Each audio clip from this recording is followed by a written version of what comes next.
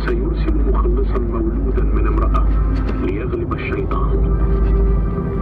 وقال الله للمرأة: تكثيرا أكثر أتعاب حملك، بالوجع تلدين أولادا، وزوجك يسود عليك.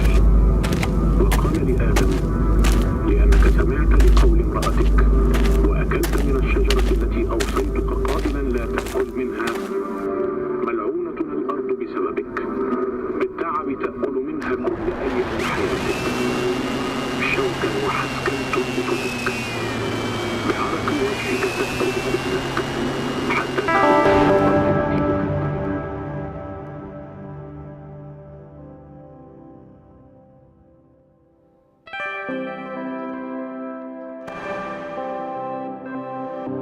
The Desert Rose Project is a project where we focus on getting the gospel to what we consider the unreachable.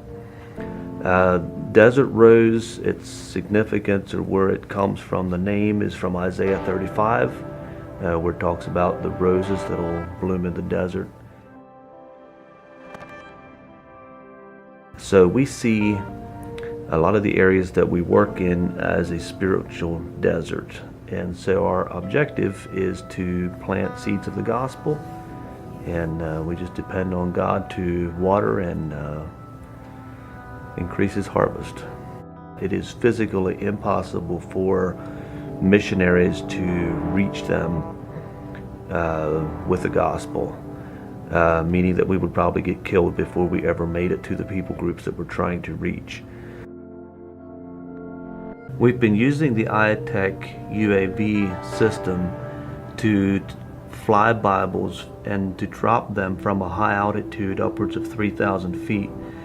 And what we do is we load either an audio Bible or 3 e-Bibles that are wrapped in parachutes that deploy from that high altitude, and we drop them over these people groups just like ITEC uses them to drop medicine in the jungle.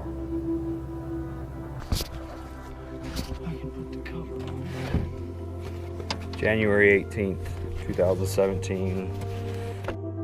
Getting ready to roll over front line.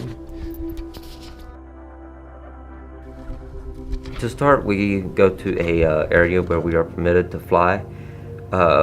We use a pickup truck. We set everything up on the back of the pickup truck. It takes us around half an hour to get everything set up, from writing the mission into a computer with all the waypoints, the drops. Then once we have that all set up, we have a checklist that we go over, and that everything is put together and everything is functioning.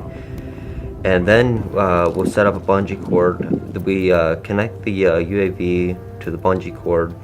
Before we launch, we take some time to pray over the UAV, to ask that God would protect the UAV and that everything would go smoothly, that it would drop where God wants it to, and that somebody would find the audio player or whatever, and that His word would not return to Him void.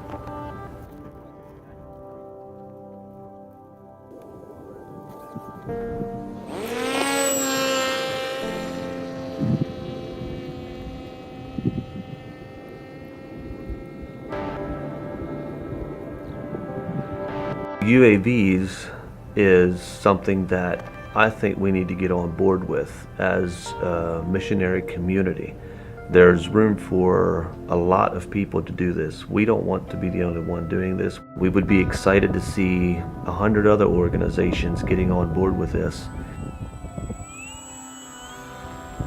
So I am also a helicopter pilot, and so when I look at UAVs, you know, a lot of us pilots, we feel threatened by that they would take our place in the mission field, but I don't look at UAVs as a threat.